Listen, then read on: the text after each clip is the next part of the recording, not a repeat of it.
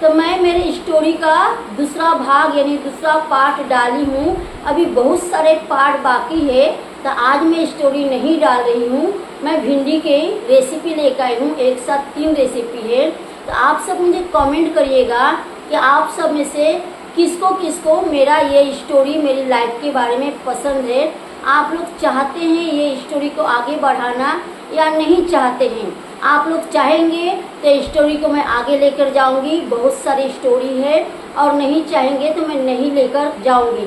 तो आप लोग कमेंट करिए, जिसको जिसको ये स्टोरी चाहिए वो कमेंट करिए कि हाँ मुझे चाहिए, जिसको नहीं चाहिए वो कमेंट करिए।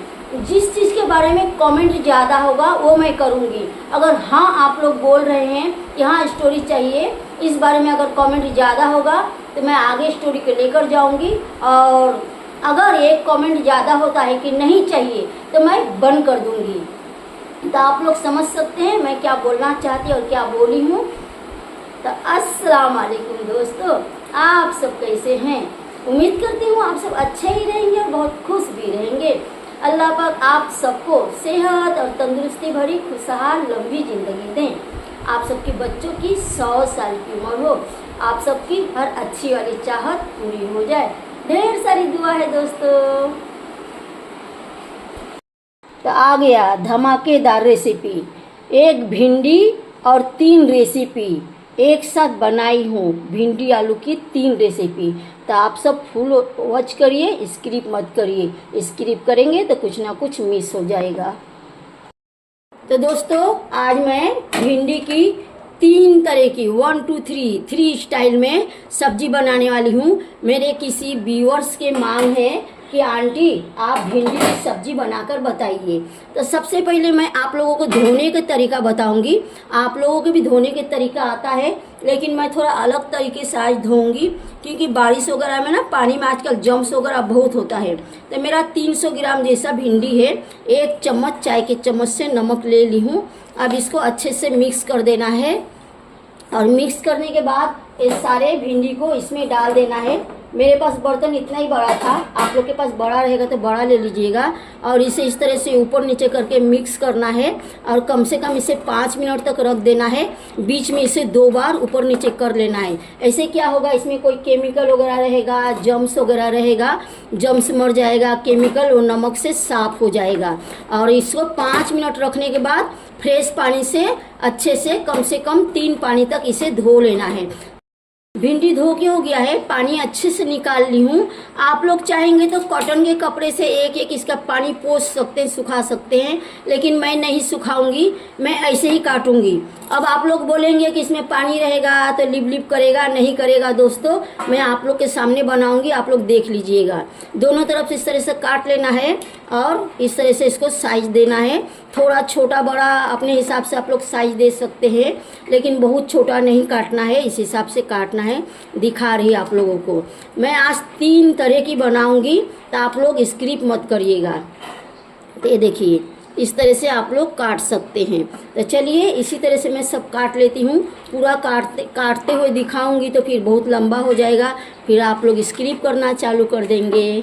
तो भिंडी काट के हो गया है। जब आप लोग भिंडी धोइएगा तो अलग बर्तन में रखिएगा और काटिएगा दूसरे बर्तन में। इस तरह से देखिए पानी जमा होता है, इसी में काटेंगे तो फिर वो लिप लिप हो जाएगा। तो आप लोग चाहे तो इसे कॉटन के कपड़ा से पोंछ के भी काट सकते हैं। मैं ऐसे ही काटी हूँ, पहले भी बताई हूँ, अभी भी बताई हूँ। और भिंडी को हमने साइड में ले लेंगे और इस पानी को फेंक देंगे और इसे ले लेंगे। 3 आलू मैंने इस तरह से छोटे छोटे साइज में छील के धो के रखी हूँ। भिंडी के भाजी के लिए ऐसे छोटे आलू अच्छा रहेगा, और बड़ा रहेगा तो उसके काटने का तरीका अलग रहेगा, मैं बता रही हूँ। तो देखिए इस तरह से बीचों बीच आलू को बराबर हिस्से में 2 टुकड़ा इसे करना है, इसी में लगे रहने देना है, अलग नहीं करना है। फिर इधर से बराबर हिस्से में इस तरह से कर लेना है। मेरे हाथ से कभी थोड़ा मोटा पतला हो जाता, आप लोगों के जैसा मेरे हाथ में ताकत नहीं है दोस्तों, तो आप सब अपने हिसाब से काट सकते हैं। इस तरह से काटने के बाद अब हम इसको जैसा साइज चाहिए इस तरह से हम काटेंगे। अगर आलू ज़्यादा लंबा रहता है, ज़्यादा बड़ा बड़ा आलू रहता है, तो इस तरह से करने के बाद में इस तरह से कर देंगे इस तरह से, तो साइज़ छोटा हो जाएगा। तो मुझे इसे छोटा नहीं करना है, आप लोग को सिर्फ मैंने दिखाई हूँ। देखिए इस तरह से छोटे हो जाएगा।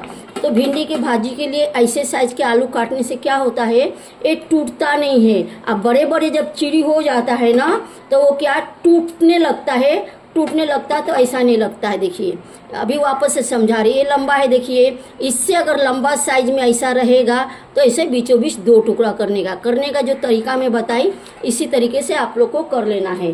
तो चलिए इसी तरह से मैं पूरा आलू यानी बटाटा को मैं कट कर रही हूँ। आप लोग बोलेंगे जो मैं तरहत्ती में रख के काट रही हूँ।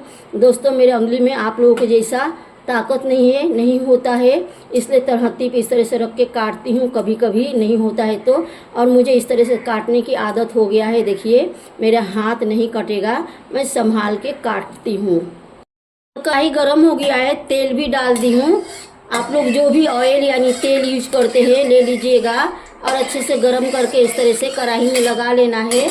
और जो आलू है धो के अच्छे से पानी निकाल ली हूँ, अब इसमें डाल देना है और इसे 2 मिनट तक गैस को फास्ट रखना है। उसके बाद मीडियम करके इसे फ्राई करना है। 2 मिनट के बाद मीडियम रखना है। तो देखिए दोस्तों आलू फ्राई हो गया है। आप लोग अपने हिसाब से कम ज़्यादा कर सकते हो, लेकिन इसी तरह से फ्राई करने से ये टूटेगा भी नहीं और टेस्टी बनेगा। तो दोस्तों प्लीज़ आप सब मिलके मेरे चैनल को आगे बढ़ाइए, लाइक शेयर सब्सक्राइब करके फुल वॉच करके सपोर्ट करिए, साथ में हार्ट की बटन भी प्रेस कर दीजिए। तो देखिए मस्त फ्राई हो गया है। अब इसी तेल में मैं भिंडी भी डाल दूंगी और इसे भी फ्राई करूंगी। आप लोग के पास अगर नॉन स्टिक कढ़ाई है तो आप उसमें भी कर सकते हैं। मेरे पास है लेकिन बहुत लोगों के पास नहीं होता है, इसीलिए मैं इसी में करके आप लोगों को बताई। अब इसे भी मीडियम गैस में फ्राई करेंगे, फास्ट भी नहीं करेंगे, स्लो भी नहीं करेंगे, पहले से ही इसे मीडियम रखेंगे। ये भिंडी अब फ्राई हो चुका है। भिंडी को कितना फ्राई करना है, 30 या 40% फ्राई करना है, इससे ज़्यादा नहीं फ्राई करना है। और जो आलू यानी बटाटा है इसे कम से कम 70-80% तक फ्राई करना है। याद रखिएगा भिंडी 30 या 40, आलू 70 या 80। अब इसे हम निकाल लेंगे। और कढ़ाई में थोड़ा चिपक गया है, नॉन स्टिक कढ़ाई रहेगा तो नहीं चिपकेगा, तो इसे हम थोड़ा धो के अच्छे से साफ कर लेंगे, नहीं तो ये पकेगा नहीं सही और कढ़ाई जल जाएगा। ये थोड़ा चिपक गया है। जब वीडियो कट करने पड़ा थोड़ा आवाज़ हो गया था तो मैं एक साथ आप लोग को भिंडी का 3 रेसिपी दिखाने वाली हूँ, इसलिए मुझे 2 कढ़ाई की ज़रूरत है। तो जो हमने भिंडी और आलू अलग अलग फ्राई किए थे अब इसमें हम डाल देंगे पूरा। इसे हम निरामिष बनाएंगे। जो हिंदू भाई बहन होते हैं उपवास वगैरह में खाते हैं तो उनको प्याज लहसुन वगैरह नहीं चलता है। तो इसमें अब हम क्या करेंगे, चाट मसाला अगर चलता है आप लोगों को पता रहेगा तो आप लोग इस तरह से चाट मसाला मैं थोड़ा ही डाल रही हूँ, आप लोग अपने ज़रूरत के हिसाब से डालिएगा। और जो मिर्ची पाउडर होता है तीखी वाली उसको भी इस तरह से डालना है। तो मैं अभी थोड़ा ही डाल रही क्योंकि मेरे को इसे वापस बनाना है। डालने के बाद इसे क्या करना है, अच्छे से इसे फिर से फ्राई करना है, मीडियम गैस में इसे बना लेना है। जितना ज़रूरत पड़ेगा आप लोग डाल दीजिएगा। इसमें मैंने प्याज वगैरह कुछ भी नहीं डाली हूँ। ये दाल चावल के साथ पराठा के साथ बहुत ही अच्छा लगता है। अब मैं दूसरा रेसिपी आप लोग को बताऊँगी, क्योंकि मुझे इस तरह से नहीं बनाना है। आप लोग अपने मनपसंद हिसाब से जितना चाहिए आप लोगों को गलाना है, लाल करना है, अपने हिसाब से आप लोग इसे कर लीजिएगा। ये ऐसे 80% हो चुका है और 20% बाकी है होने के लिए। टेस्ट के हिसाब से नमक भी डाल दीजिएगा। मैं नमक नहीं दिखाई आप लोगों को, नमक डालना भूल गई, तो नमक भी आप लोगों को डाल के दिखा रही है। देखिए नमक भी डाल दीजिएगा, आप लोग हिसाब से डालिएगा क्योंकि चाट मसाला में भी नमक होता है। अब इसे हम हटा लेते हैं और दूसरा कढ़ाई यहाँ पे हम रख देंगे। दूसरा कढ़ाई ले ली हूँ, इसको मैंने साबुन से नहीं धोई हूँ, ऐसे ही पानी से धो ली हूँ। अब ज़रूरत के हिसाब से हम इसमें तेल डाल देंगे जितना चाहिए, थोड़ा और लगेगा और थोड़ा डाल दे रही हूँ। अब जिसको प्याज खाना है, जिसे प्याज खाना पसंद है, वो इस तरह से इसमें प्याज यानी ऑनियन, जिसे कांदा भी बोलते हैं, आप चाहे स्लाइस में काट लीजिए या भेल वाले लोग के जैसा हाथ से काटिए, या तो प्याज काटने वाला चॉपर में आप काट सकते हैं। अब इसे 50% फ्राई करना है, 50% फ्राई कर लेते हैं इसे। तो अब मैं आप लोगों को दूसरा रेसिपी बताऊंगी। अब ये देखिए, प्याज यानी कांदा, इसे 60% फ्राई करना है या तो 50।